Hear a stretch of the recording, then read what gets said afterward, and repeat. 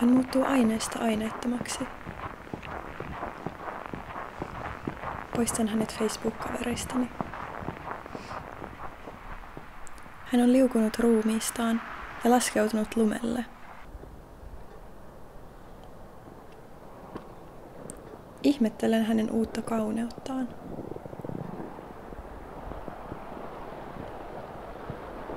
Hiljalleen hän hautautuu kinoksen sekaan. Painan pääni lumeen.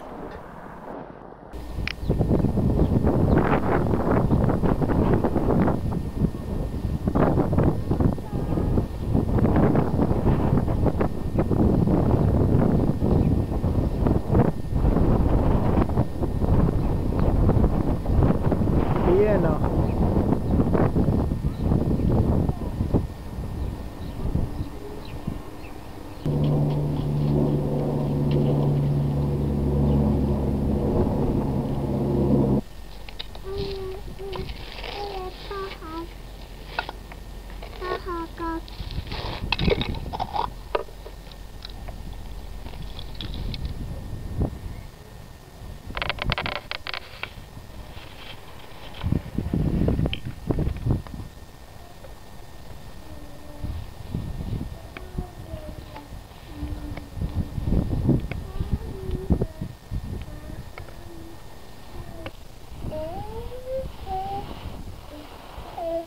Ei saa liikkua tete.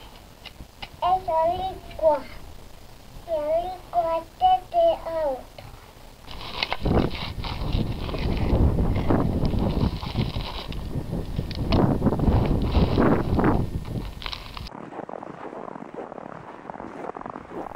Hetken hän on tässä ja sitten taas ei.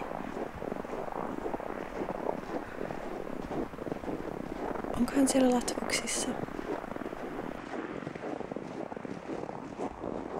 Puut eivät puhu suomea. Jos sun pitäisi sanoa meidän isästä jotain jollekin, joka ei ole ikin tavannut sitä, niin mitä sä kertoisit niille? Aina kun me oltiin lapsia, ehkä silloin kun säkin olit lapsi, mutta sä oot ollut ihan semmoinen pieni pirpana, niin jos mentiin ykän ja meidän äidin kanssa kesällä jonnekin matkalle, niin sitten me aina käytiin uimassa.